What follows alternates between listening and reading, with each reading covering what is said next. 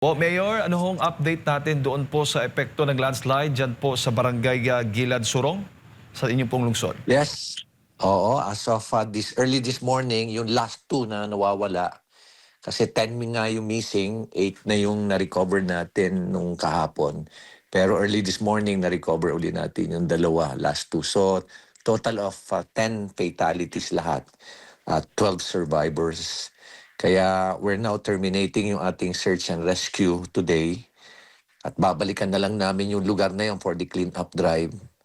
Dahil nga delikado pa yung lugar dahil tuloy-tuloy pa rin ang pag-ulan dito sa siyudad ng Baguio. Pero humupa na rin naman yung ulan, humina na, ganun na rin yung hangin. Opo, pero gaano ho karaming residente po dyan sa barangay na yan, Mayor? Napakarami dyan ng residente dyan, ano? At beyond 5,000 yan na residents dyan sa lugar na yan, Nagisad Surong. At yung lugar na pinagtatayuan, talagang high risk na lugar yan.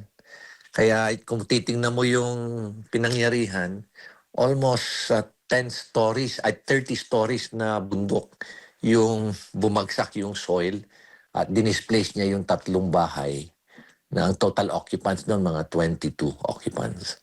Opo, at inabisuhan ho ba yung mga residente din lahat na mag-evacuate muna habang nagpapatuloy pong pag-ulan dyan sa Baguio? Pinagsabihan sila ng barangay. In fact, inamin sa akin isang mother, kasi yung namatay yung anak niya patapos yung parents din niya. Siya mismo nagsabi sa akin na, Mayor, sa totoo lang, tinabihan naman talaga kami, lumikas na kami. Sinabihan na rin ako ng mga anak ko na lumikas na rin kami. Kaya lang, matigas talaga yung ulo namin, sabi niya. Opo. Mayor? Yes, yes. Please Opo. go ahead, Jay. Opo. At so far naman, Mayor, bukod dito sa landslide, may mga naiulat ho bang mga pagbaha dyan po sa lungsod po ninyo? Kasunod nitong habagat na ito? Meron naman, tatlong lugar ang pinangyarihan ng baha. Pero mabilis na humupa. Kasi nga, nabarahan lang ng lupa o kaya debris yung mga kanal. Kaya short term lang yung pagbaha. Patapos humupa rin kagad. Yung dating lugar na bumabaha dito, yung city camp, na noon pa talagang binabahayan. Wala na, hindi na binabahayan kasi nagkaroon ng malaking tunnel doon na ginawa. Patapos halos regular ang paglilinis namin doon sa screen ng mga basura. At talaga nga naman nakakatuwa na rin na bumaba na rin yung dami ng basura tuwing tag-ulan. Kaya hindi na kami nagbabara doon. Magmula nung naging mayor ako, wala nang bara doon sa lugar na yun. Kaya hindi na nagbabaha. Opo. Pero yung kumusta naman po kung yung mga evacuees, punuan ho ba yung mga evacuation centers natin?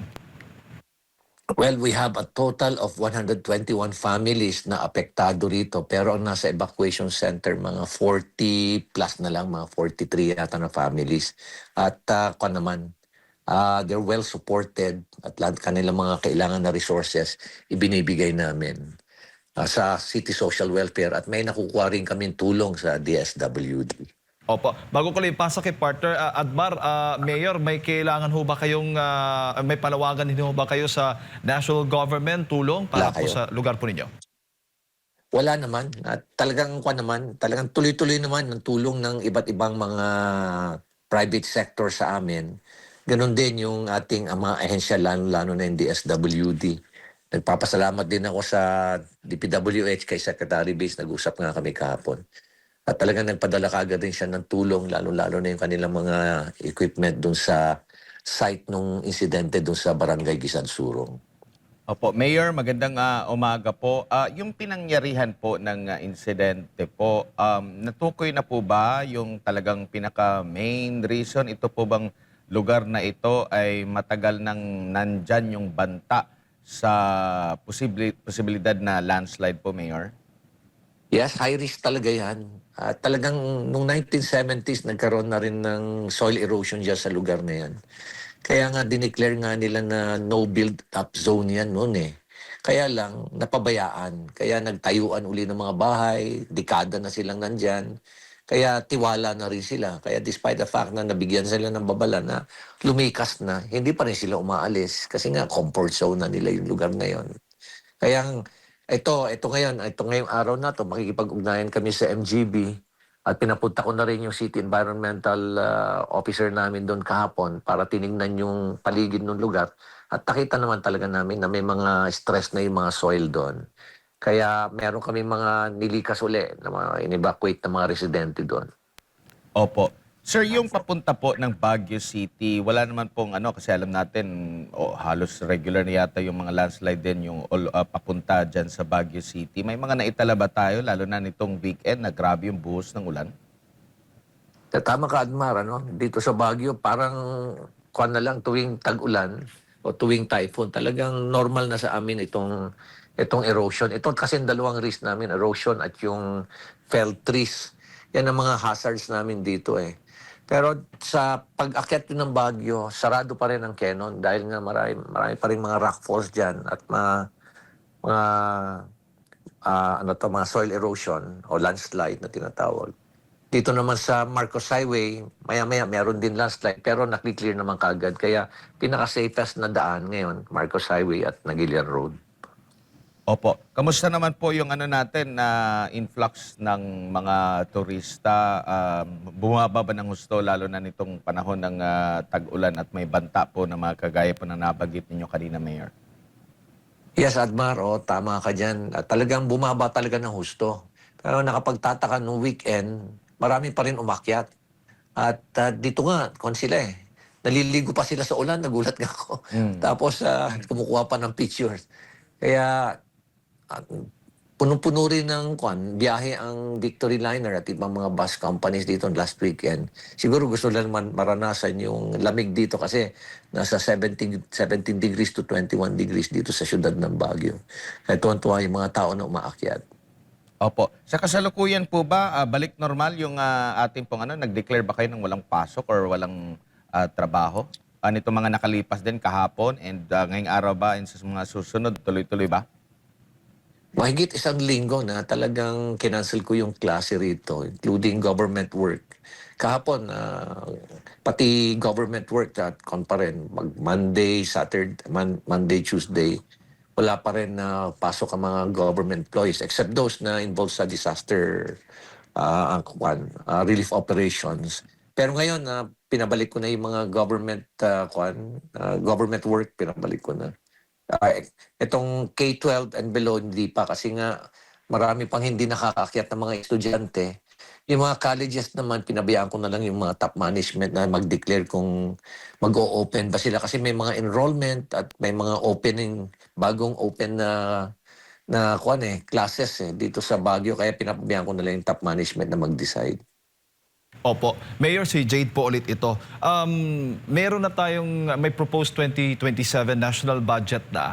At kung kayo tatanungin, sa halip na flood control projects, dapat mga proyekto po laban sa landslide ang kinakailangan po dyan sa Baguio. Yes, slope protection talaga ang kailangan dito, Jay. Slope protection na matino. At talagang intended to protect yung mga citizens.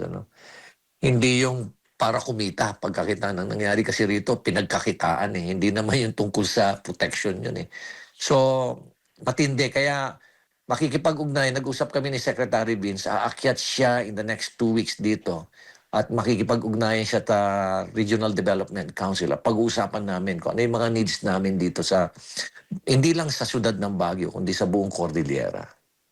Opo, Mayor. Siguro, Mayor, mensahe na lamang po ninyo. Alam kong busy po kayo ngayong araw na ito, lalo na marami po sa mga kababayan natin ngayon apektado po nitong mga pagulan na nararanasan natin. Mensahe na lamang po ninyo. Sa ating po mga kababayan dito sa syudad ng Baguio, sana po keep yourself warm and dry and at the same time keep safe kasi tuloy-tuloy pa rin yung pag-ulan dito at take niyo po yung mga vitamins kasi para iwas po kayo sa sakit.